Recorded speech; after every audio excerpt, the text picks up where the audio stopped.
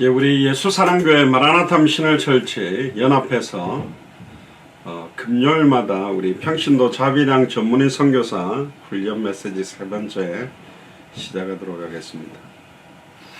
기도하고 하나님 앞에 찬양하는 시간 갖겠습니다. 주는 그리스도시오 살아계신 하나님의 아들이시나이다. 하나님 진심으로 감사를 드립니다. 특별히 당대 세계봉화의 시간표를 앞당기기 위하여 평신도들을 자비량할 수 있도록 전문인으로 또 선교사로 훈련시킬 수 있는 시간표를 허락하시니 감사를 드립니다. 정말로 히스기야가 자랑한 것들과 우리가 자랑해야 될 것이 무엇인지를 한 주간 깊이 묵상할 수 있도록 인도해 주시니 감사를 드립니다. 오직 예수 그리스도와 그의 십자가에 못 박히신 것, 예수 그리스도의 이름만 일평생 자랑할 수 있도록 왜 예수님이 그리스도로 오셨는지에 대한 참된 성경의 복음의 증인으로 서게 하시며 예수를 그리스도로 증언하는 성경의 전도의 증인으로 서게 하시고 다시 오실 그리스도의 시간표 마라나타 신앙의 증인으로 서는 은혜가 임하도록 오늘도 모든 시간에 성령으로 역사해 주실 줄 믿사옵고 승리하신 주 예수 그리스도 이름으로 감사하며 기도드리옵나이다. 예, 우리 찬송가 370장입니다. 통일 찬송가는 455장 주 안에 있는 나에게 찬양하겠습니다. 주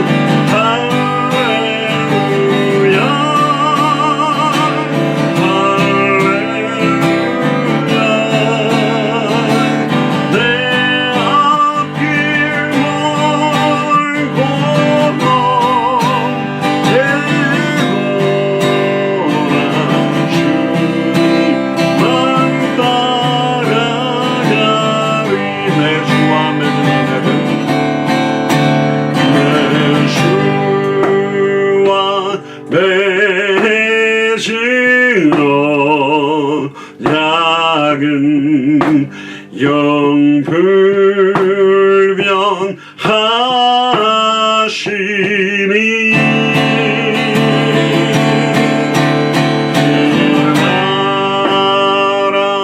날아가기까지는 늘 보시네.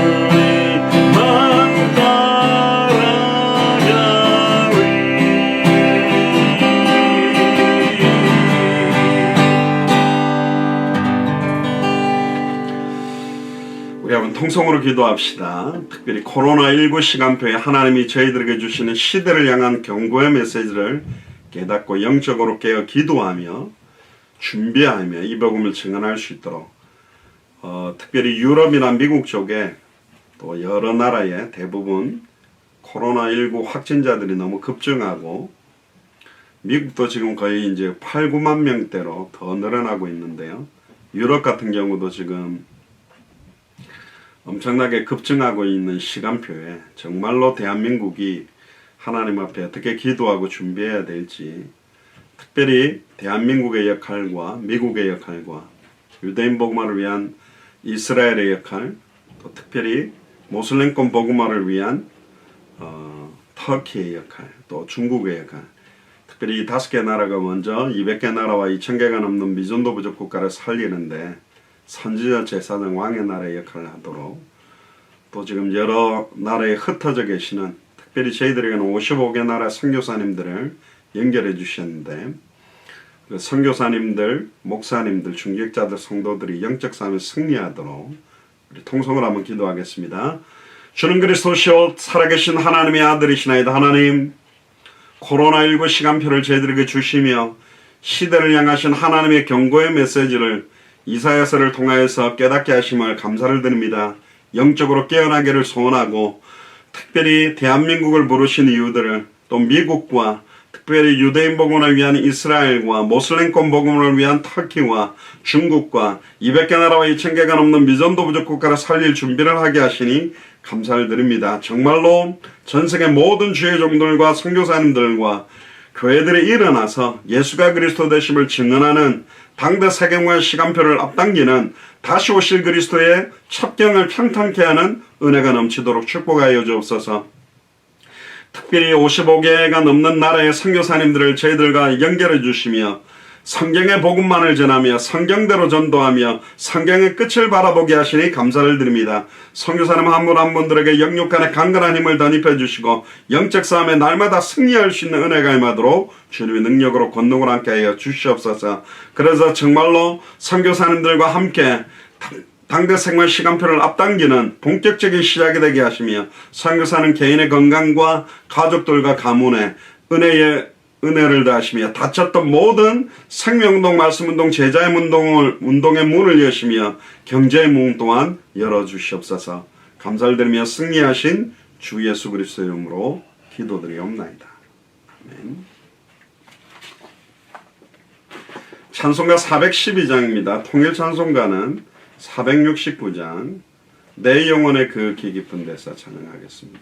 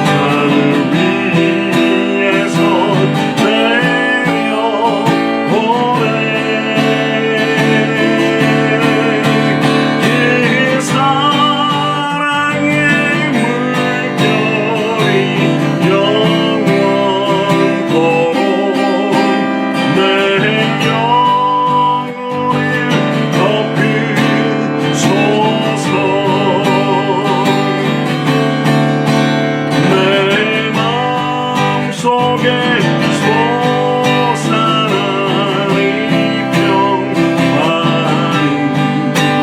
깊이 묻힌 보배로다.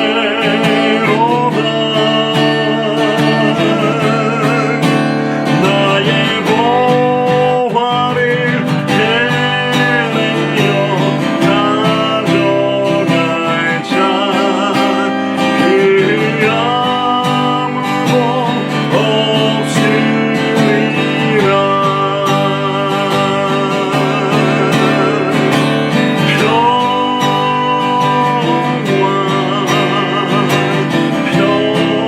평화로다.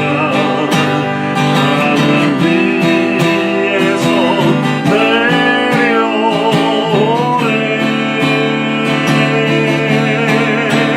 그 사랑의 물결이 영원토록 내 영혼을 덮이소서.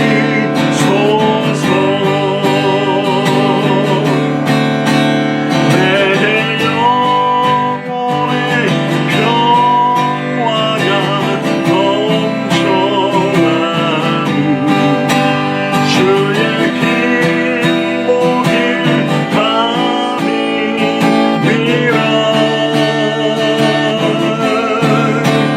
내가 주야로 주님과 함께해서 내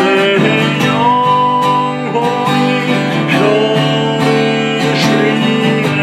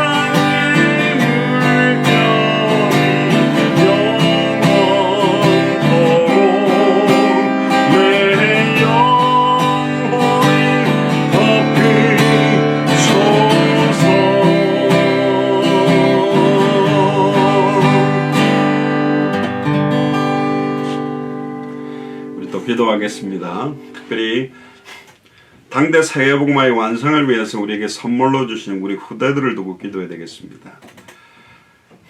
성경의 복음이 그들의 인생의 해답이 되며 성경의 전도가 그들의 인생의 응답이 되고 성경의 끝이 그들의 인생의 결론이 될 수 있도록 특별히 우리 예수 사랑교회 마라나타 미션을 철저히 환우들 지금도 질병과 싸우고 수술을 위해 치료 중에 있는 분들, 영적으로 정신적으로 마음적으로 육신적으로 환경적으로 고통받는 그 고통을 감사와 축복과 찬양과 기도와 간증으로 바꿀 수 있는 은혜가 임하도록 통성을 한번 기도하겠습니다. 주는 그리스도시오 살아계신 하나님의 아들이시나이다. 하나님, 당대 세계봉화의 언약의 완성을 위해서 우리 후대들을 선물로 주심을 믿습니다. 함께 200개 나라와 2000개가 넘는 비전도 부족 국가 앞에 만민을 위하여 깃발을 들 수 있는 은혜가 임하도록 인도하여 주옵소서. 이를 막고 방해하는 모든 추악하고 더러운 사탄마귀 귀신의 세력이 주 예수 그리스도 이름 앞에 완전히 꺾여지고 무너지는 것을 보도록 예수가 그리스도라는 성경의 복음이 우리 후대들의 인생의 해답이 되기를 원합니다. 성경의 전도, 예수님의 전도, 사도행전 그들의 전도가 그들의 인생의 응답이 되기를 원합니다. 다시 오실 그리스도를 바라보는 마라나타의 신앙, 당대 생애의 완성의 언약이 그들의 인생의 결론이 되도록 축복하여 주옵소서. 또한 우리 마라나타 미션을 철치와 예수 사랑교회의 모든 환우들을 두고 기도합니다. 수술 외에 치료와 회복 가운데 있으며 영적 문제와 정신 문제와 마음의 문제와 육신의 문제와 환경 문제와 싸우며 고통받고 있는 그들이 모든 그 고통과 문제들을 축복으로 바꾸며 감사로 바꾸며 기도로 바꾸며 찬양으로 바꿀 수 있는 은혜가 임하도록 감사로 바꾸며 정말로 세상이 주는 것과 다른 평안과 은혜들을 누리는 메시지와 간증이 될 수 있도록 축복하여 주시옵소서. 감사를 드리며 승리하신 주 예수 그리스도 이름으로 기도드리옵나이다. 우리 마지막 찬양입니다. 내 평생에 가는 길.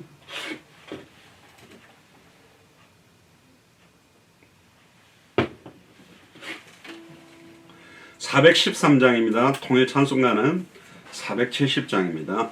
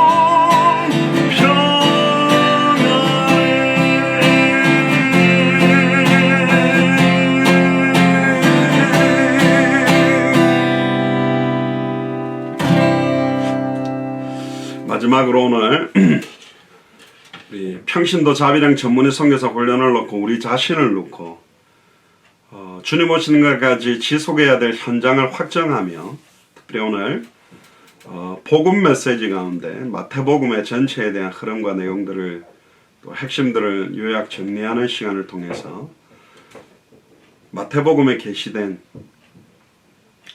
참된 왕 예수를 그리스도로 증언하는 마태복음에 대한 내용들을 영적으로 또 정리하는 또 이 메시지들을 현장에 적용할 수 있는 은혜가 임하도록 통성으로 기도한 이후에 말씀 나누겠습니다. 기도하겠습니다. 주는 그리스도시요 살아계신 하나님의 아들이시나이다. 하나님 감사를 드립니다. 다시 오실 그리스도를 바라보며 예수가 그리스도 되심을 날마다 증언하고 특별히 평신도들을 자비량할 수 있도록 또 특별히 전문인으로 선교사로 세우는 훈련들을 하게 하시니 감사를 드립니다. 하나님이 가장 원하시는 소원과 뜻을 온전히 누리며 하나님이 가장 원하시는 당대 생명의 완성의 언약 마태복음 24장 14절에 이 천국 복음이 모든 민족에게 증언되기 위하여 온 세상에 전파되리니 그제야 끝이 오는 그 방향을 향해서 훈련되어져 갈 수 있도록 축복하여 주옵소서. 유튜브로 또 떨어져서 연결되어 있는 모든 현장에 시공간을 초월하시는 주님께서 지금 여시아서에서 은혜의 은혜를 덧입혀 주옵소서.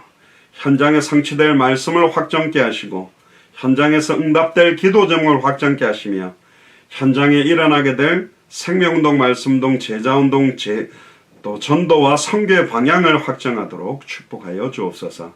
감사를 드리며 2000년 전 십자가 부활로 모든 문제를 끝내시고 지금 우리 안에 성령으로 함께 계시는 승리하신 주 예수 그리스도 이름으로 감사하며 기도드리옵나이다.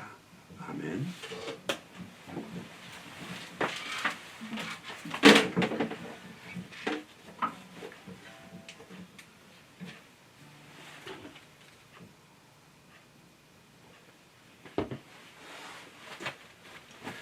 오늘 본문은 마태복음 16장 16절입니다. 오늘 마태복음 전체를 요약 정리를 할 거기 때문에 핵심 구절만 좀 보도록 하겠습니다. 시몬 베드로가 대답하여 이르되 주는 그리스도시요 살아계신 하나님의 아들이시니이다. 아멘. 제가 카톡방에다가 PDF 파일을 좀 올려드렸습니다. 여러분들 그 한 주간 동안에 마태복음 28장을 최소 한 번 이상 좀 읽어보시라고 했는데요. 파일을 2개를 올려드렸습니다.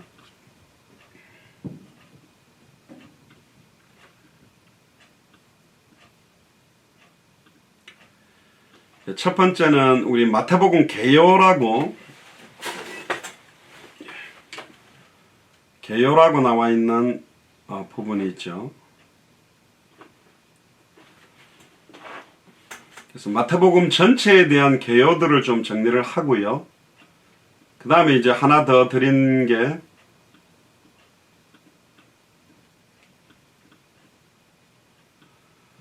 참된 왕 예수를 그리스도로 증언하는 마태복음의 핵심 요약. 그래서 1장에 각 장에 나타난 참된 왕에 대해서 그리고 그 본문 내용들 그리고 핵심적인 요약 내용들을 이렇게 좀 칸으로 만들었습니다. 그러다 보니까 이제 큰 글자로 하기는 좀 어려운데 한국에서 사용하실 때 이걸 좀 큰 종이로 한국에서는 이게 아마 A4 용지로 나올 건데요. 좀 큰 종이로 카피를 해서 보시면 될 것 같습니다. 그래서 평신도 자비랑 전문의 선교사 훈련 3번째인데 우리 마태복음 그래서 여기에 보시면 현장에 대해서 지난번에 현장 메시지로 이산지를 내게 주소서 지속할 나의 현장을 확정하라는 현장에 대한 이야기들을 좀 했고요. 이번에는 계속 이렇게 7가지 주제로 로테이션을 하게 될 건데 복음 메시지에서 이 복음 메시지라는 이 내용 안에는 성경에 대한 내용도 하고 또 신학에 대한 내용도 하고 또 이미 여러분들이 여러 번 듣고 정리했던 33강, 21강, 25강 이런 메시지를 이 시간 때 좀 요약 정리를 하도록 할 겁니다. 그리고 전도에 대한 메시지는 다음 주겠죠.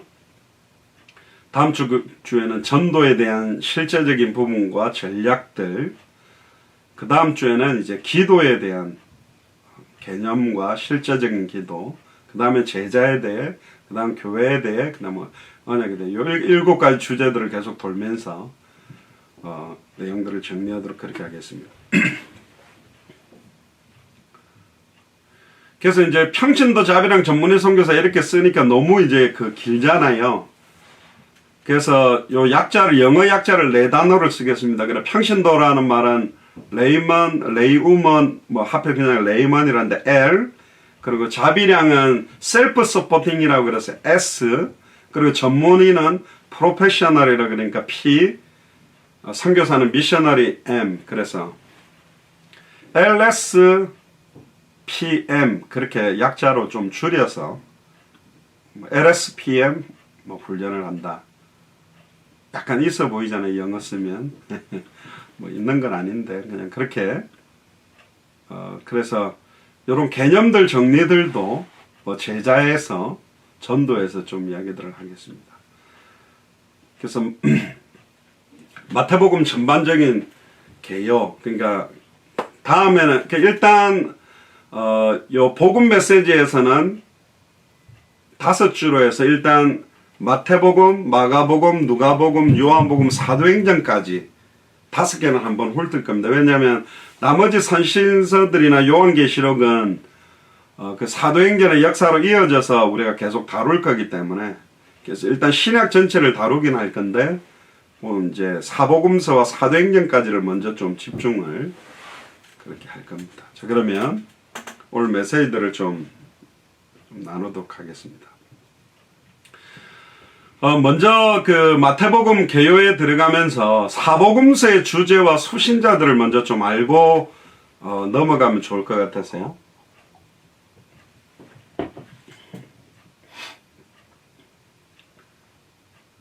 첫 번째는 마태복음입니다.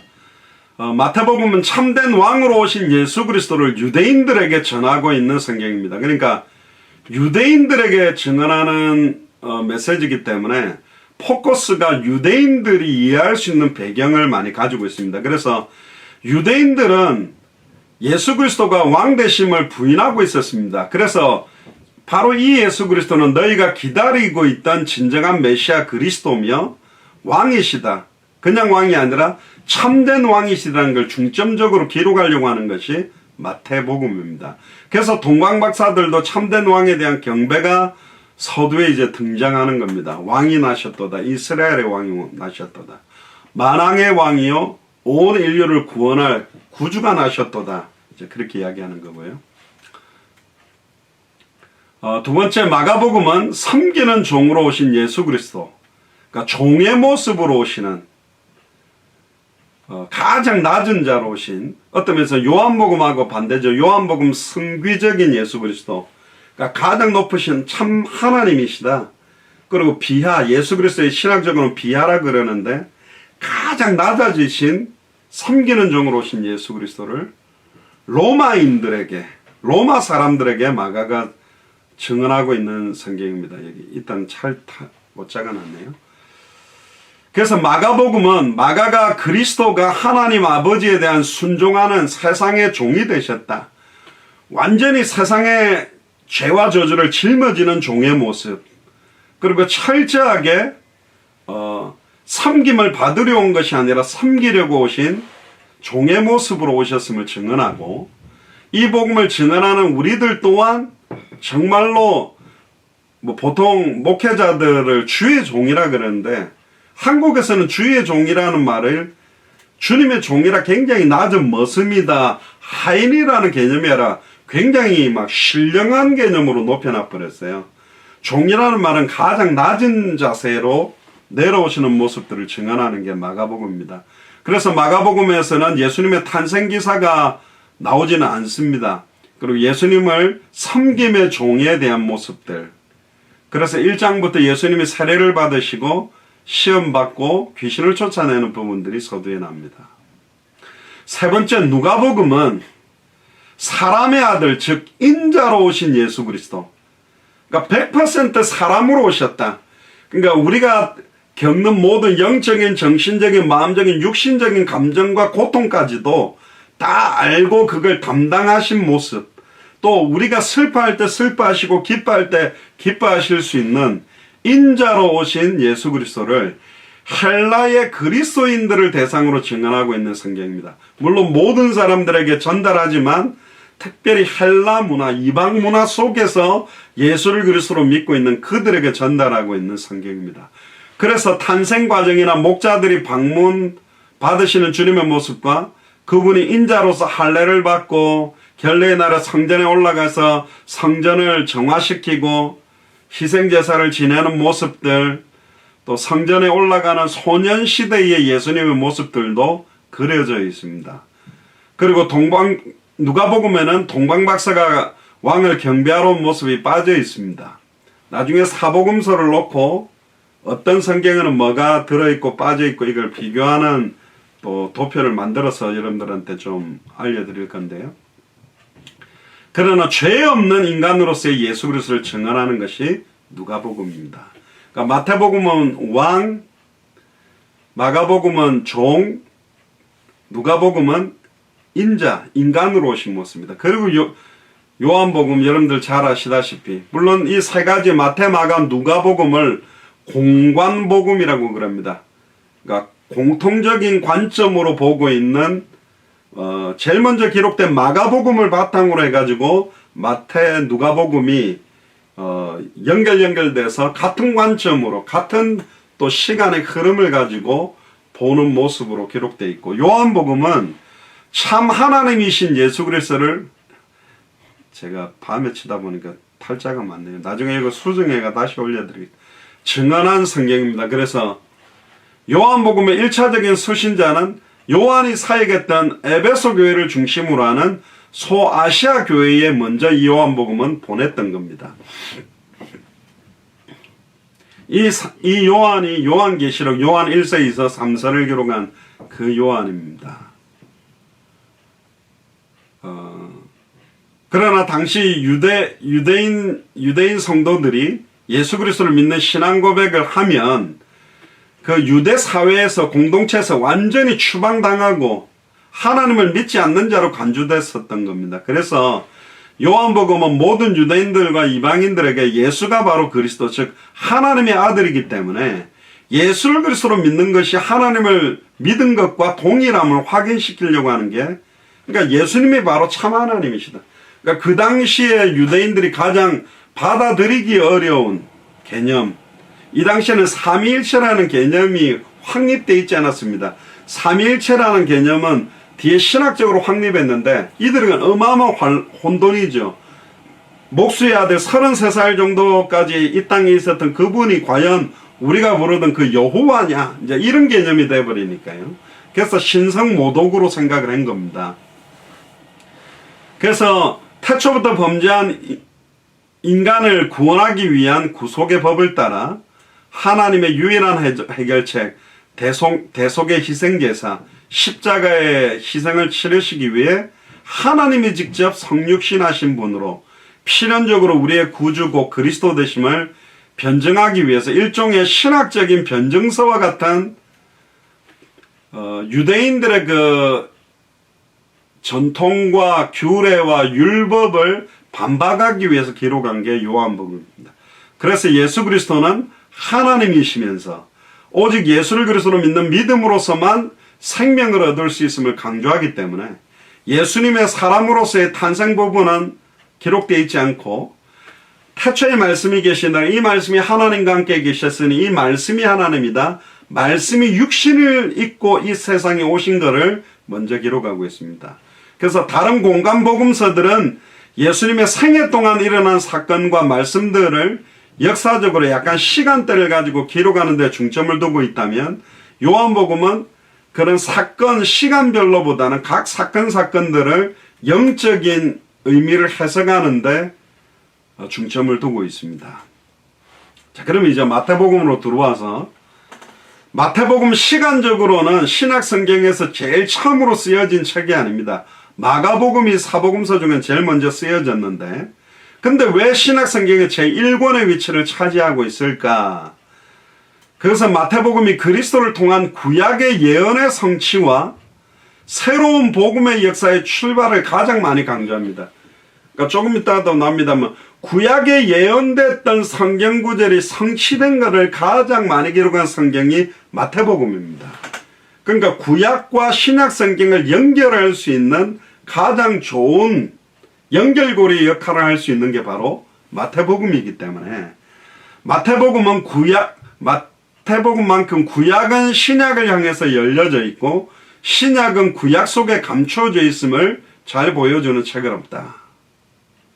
그러니까 구약의 예언은 반드시 성취되려고 있었고 구약의 예언이 성취된 건데 구약의 예언들을 고스란히 담아놓은 게 바로 마태복음이기 때문에 이 마태복음이 신약 성경에 제일 먼저 앞으로 왔다고 볼 수 있습니다. 마태복음의 핵심 성경 구절은 저희들이 세 가지로 압축을 할 수 있겠죠. 마태복음 16장 16절에 주는 그리스도시요 살아계신 하나님의 아들이시니이다. 그리고 마태복음 24장 14절에 이 천국 복음이 모든 민족에게 증언되기 위해 증거라고 되어 있기도 예전 성경은 증거인데 증언입니다. 증언되기 위하여 온 세상에 전파되리니 그제야 끝이 오리라. 저희들이 가장 많이 강조하는 성경의 복음이 이 천국 복음을 말하고 모든 민족에게 증언되기 위해 온 세상에 전파되는 방법을 성경의 전도라고 그러고 그제야 끝이 오는 것을 성경의 끝이라고 봅니다. 그래서 저희들이 강조하는 성경의 복음, 성경의 전도, 성경의 끝은 이 마태복음 24장 14절로부터 왔다고 보면 되고요.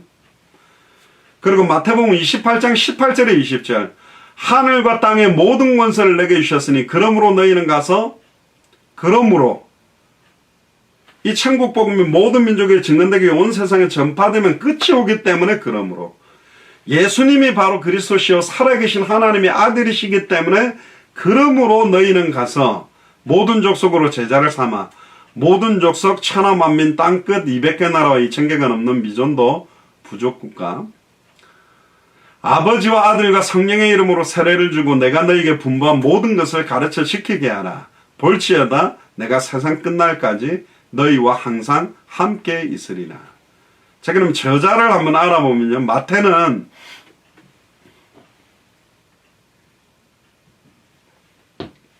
예수님의 12제자 중에 한 사람입니다. 알페오의 아들입니다. 아버지가 알페오고요. 본명은 레위입니다. 본명은 레위인데 마태라는 이름으로 불렸고 그는 악명 높은 세리였습니다. 그 당시 세리는 매국노 창기와 동일시할 만큼 백성들의 미움과 멸시의 대상이었습니다. 지금으로 말하면 뭐라고 해야 됩니까? 3차 금융 뭐죠? 갑자기 생각이 안 나. 돈 빌려주고 엄청난 고리대금업자 그런 사람들 세리라고 합니다. 그는 굉장히 부자였습니다. 그런데 그 내면은 이기심으로 병들어서 고독한 상태였고 죄의식, 고독, 허물, 절망의 10년에서 상한 갈대와 같고 꺼져가는 심지와 같은 인생을 살았던 사람인데 아무도 그 사람과 함께 해주는 사람이 없었습니다. 이때 예수님의 부르심을 받고 예수 그리스도의 제자가 된 사람이 마태입니다. 그래서 이기적이던 삶을 청산하고 새로운 인생을 살아가는 대표적인 사람이 마태입니다. 그래서 예수님이 바로 그리스도이심을 선명하게 기록했고 예수님을 왕의 왕 주의 주로 영접했습니다. 그리고 마태는 자기 집을 개방해서 주님을 섬기기도 했고요. 일생 자기를 들여서 주와 복음사역에 헌신한 사람입니다. 마태라는 뜻은 여호와의 은사라는 뜻입니다. 여호와의 선물, 하나님의 선물, 여호와의 은사라는 뜻이 마태라는 뜻입니다. 너무 축복된 하나님의 선물이다. 여호와의 은사다. 이런 표현으로 의미가 마태라는 말입니다. 마태라는 말이 되게 좋아요.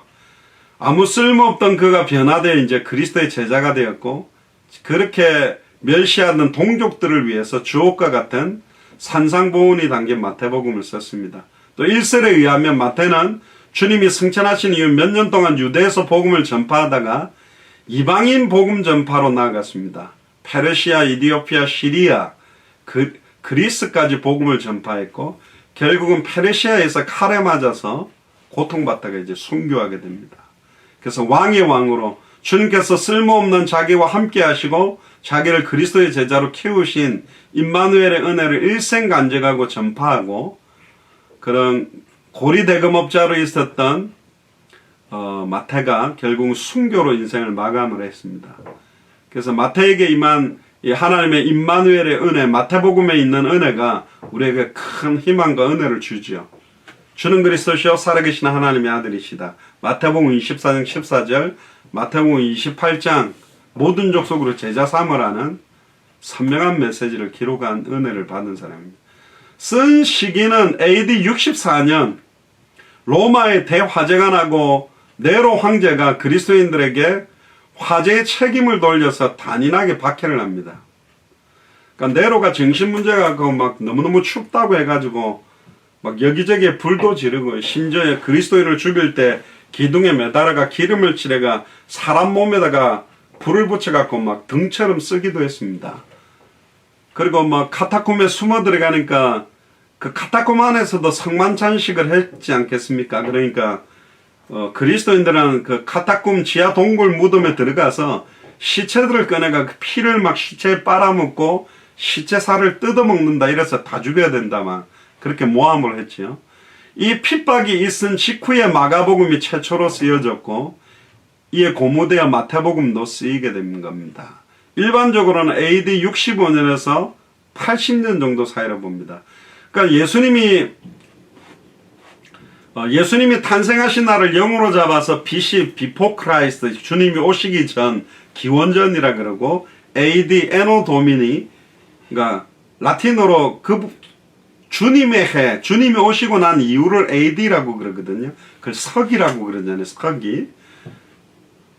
그러니까 석이라는 말은 서양의 양력이라는 의미가 있겠지만, 그러니까 65년 예수님이 33년을 계시다 갔다면 거의 32년 예수님이 승천하시고 난 다음에 32년 이상 뒤에 쓰여진 겁니다. 그러니까 그 사이에 막 제자들이 죽어나가기 시작하고 뭐 제자들이 죽은 거는 야고보가 목이 잘려서 죽은 거 기록된데 제자들의 죽음이 기록되는 건 많이 없잖아요. 그 뒤에 이렇게 기록하고 자기들은 죽게 된 겁니다. 그리고 이 마태복음서가 쓰여진 장소는 안디옥 지방이라고 추측됩니다.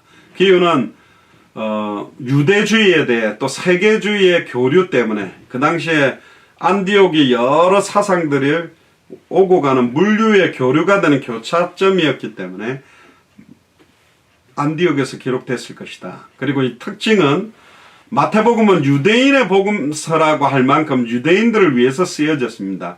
그래서 각종 그 당시의 종교 상황, 유대 회당, 교회 잦은 충돌 이게 대단했거든요. 심지어 여러분 사도행전에는 사울이 막 그 다메섹에 있는 교회를 잔멸하려고 얼마나 그 당시에 유대인으로서는 이단이라고 생각하고 지금도 유대인들이 기독교를 이단이라고 생각하잖아요. 그때 초대교회가 직면했던 문제는 예수님이 메시아 그리스도로 오셔서 선포했던 복음이 구약 성경하고 구약에 예언된 것이 그대로 성취된 그 내용을 계속 기록하게 된 겁니다. 그래서 마태복음은 복음서 중에서 구약과 신약, 유대교와 기독교, 예법과 세법에 대한 관계를 가장 잘 설명한 책입니다. 어제도 제가 그 백인 여자 한 명을 만났는데 종교가 뭐냐고 물어보니까 크리스찬이냐 캐톨릭이냐 그랬더니 불교래. 그래 깜짝 놀라서 미국 사람 중에 불교 신자는 처음 만났다니까. 자기 아버지 할아버지는 다 루터 교회. 근데 자기는 너무 교회에 대한 환멸을 느껴서 불교로 가서 메디테이션 하고 하는데 좋대요. 근데 얼굴은 안 좋아. 별로 안 편하네요. 그래서 내가 선교사하고 이렇게 복음을 이야기하니까 그리스도가 무슨 뜻인지 아냐 모른다 해서 설명을 좀 하니까 나를 가르치는 거냐. 가르치는 게 아니라 듣겠다 해서 내가 말해주는 거라고. 그러니까 막 자기가 막 불교를 믿으면서 좋았던 이야기를 막 하는데, 그래서 종교는 사람이 만들었다. 사람이 하나님을 찾으려고 하고 사람의 노력으로 하지만 사람의 노력으로 사탄 문제, 죄 문제, 하나님과 단절된 문제를 해결하지 못해서 하나님이 사탄 문제를 해결하는 참된 노왕, 죄와 저주를 해방시키는, 자기 피로 해방시키는 참제사장, 자기 몸을 찢어서 하나님 만나게 하는 참 선지자다. 그러니까 뭐 별로 자기는 그게 아닌 것 같다 그러더라고요. 좀 미안하더라고요. 이분이 루터 교회에서 받았을 상처, 어떤 메시지를 듣고 어떻게 그래 분노가 가득하고 트럼프 이야기하면서 트럼프도 크리스찬 아니냐, 자기는 너무너무 트럼프를 경멸한대요. 나도 싫어한다. 그래서 크리스찬인데 뭐 크레이지 크리스찬이라고 막 그러더라고요. 오케이, 기도해 주겠다고 그 내리는 거 봤는데, 사실은 종교와 복음의 차이, 이 사람들이 딱 쳐다보는 거는 일단 껍데기잖아요. 우리 삶 아무렇게나 해도 돼. 복음만 정확하게 전하면 돼. 아니, 일단 예를 들어서 우리가 막 세상 사람들보다 더 음란하고 타락하면서 예수는 그리스도 모든 일이 끝났, 그러면요 막 그 복음에 대해 환멸을 더 느끼게 돼요. 이미 2000년 전 십자가 부활로 모든 문제 끝났어. 그럼 네가 끝났기 때문에 이렇게 사는 거야? 그렇다면 나는 안 믿겠다. 이런 사람도 있거든요. 그래서 성경은 영적인 것과 육신적인 것과 우리의 삶의 윤리 도덕적인 것까지도 포함돼서 기록을 해놨습니다. 이건 버리고 빼고 말하거나 더해서 말하거나 둘 다 저주를 받는다고 계시록 28장 18절 19절에 되어 있기 때문에, 마태복음은 나오잖아요. 바리새인의 사두개인 서기관보다 너희들의 삶이 못하면 안 된다. 너희들의 착한 행실을 보고, 그 착한 행실의 궁극적인 거는 단번에 영혼이 하나님을 만나게 하고, 단번에 영혼이 죄와 저주에서 해방받도록 하고, 단번에 영혼이 사탄과 사망원수를 깨뜨려 승리하게 하는 거지만, 윤리 도덕적인 착한 행실도 포함되어져 있다. 그걸 빼버리면 안 된다. 일부러 윤리를 깨뜨리면서 자유함을 누리고 도덕을 무너뜨리면서 나는 자유해, 나는 이래도 구원받았어, 그게 복음입니까? 아니다니까요. 자, 첫 번째로 예수님은 다윗의 자손으로 유대인의 왕이심을 증거합니다. 요거는 이제 제가 뒤에 그 요약표를 보면서 핵심들을 정리할 거고, 또 예수님으로 말미암아 구약의 말씀이 성취되었음을 마태복음 증거합니다. 구약의 인용이 50군데나 되어 있습니다. 그래서 마태복음은 구약과 신약의 다리, 가교 역할을 한다, 그렇게 말합니다. 예수님이 하나님의 아들임을 증거합니다. 그래서 그리스도의 신성도, 왜? 참된 왕이시면서 신성도 굉장하게 가지고 있고, 유대인의 관점으로 예수님을 보는 것이 아니라 그릇된 메시아관을 바꾸어주고 있습니다. 두 번째로 마태가 쓴 복음이 유대인뿐만 아니라 세계 만민을 위한 것임도 마태복음은 증언합니다. 그래서 2장, 4장, 8장, 12장, 15장, 24장, 26장, 28장에 보면 이방인이라도 누구나 믿으면 구원받는다. 왜 그러냐면 유대인들은 선민의식, 유대인들은 무조건 구원받도록 구별된 혈통으로 생각했기 때문에, 그렇게 구원받는다고 착각하고 있기 때문에, 8일 만에 할례받으면 이미 구원받았다고 착각하고 있기 때문에 그렇습니다. 그리고 세 번째는 천국에 대한 기사가 굉장히 많이 나옵니다. 41번 정도 나옵니다. 이 가운데 13장, 18장, 20장, 22장, 25장에 걸쳐서 천국에 대한 비유. 그러니까 천국의 주인이 누구냐? 그게 참된 왕이죠. 그러니까 하나님의 나라, 하나님의 왕국이라고도 하는데, 결국은 예수님이 그리스도로 이 땅에 오심으로 이루어진 것과 재림하심으로 다시 오셔서 궁극적으로 완성되는 두 가지 면을 천국 비유는 같이 말합니다. 그러니까 천국에 들어오지 못하고 슬피 울며 이를 갈게 된 그런 표현들도 나오죠. 그리고 네 번째, 교회라는 말이 사복음서에서 유일하게 마태복음에만 교회라는 단어를 쓰고 있습니다. 다른 데는 교회라는 단어가 없어요. 그러니까 교회라는 단어가 사복음서 중에 마태복음에만 유일하게 나오는데, 교회는 하나님의 뜻을 이루는 곳이다. 18장 18절 19절. 또 교회의 주인은 예수님이시고, 기초 네 반석 위에 내가 내 교회를 세우겠다. 그 신앙 고백 이후에, 그래서 고난받는 교회라는 사상이 거기에 많이 풍겨나옵니다. 그 당시에 유대인들에게도 또 여러 가지 팔레스타인이나 이방인에게도 핍박을 많이 받았던 거죠. 그리고 누룩에 대한 비유, 잔치에 대한 비유, 세계 선교에 대한 명령들도 10장과 28장에 나와 있습니다. 다섯 번째, 특별히 메시아의 긍휼과 자비를 강조하고 있습니다. 왜냐하면 마태 자신이 예수님이랑 긍휼을 덧입었기 때문에 하나님은 제사를 원하지 않고 자비와 긍휼을 원한다. 이런 포커스가 자기가 받은 은혜의 포커스가 많이 전달된 겁니다.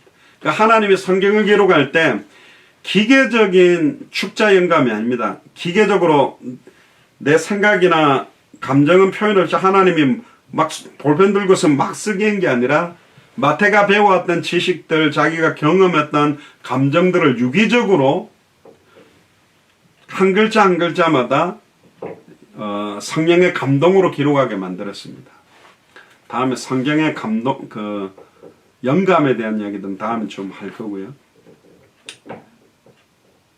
마태복음에 나타난 주제는 첫 번째, 유대인의 왕 예수님.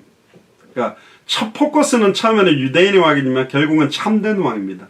그러니까 마태복음의 초점은 그리스도론입니다. 신학적으로는 그리스도론을 가장 선명하게 보여주는 성경이 마태복음입니다. 바로 구약에 예고된 메시아가 바로 예수님입니다. 그래서 아브라함과 다윗의 자손으로 왔던 혈통, 족보를 나열한 것도 유대인들에게 표현하려고 하는 겁니다.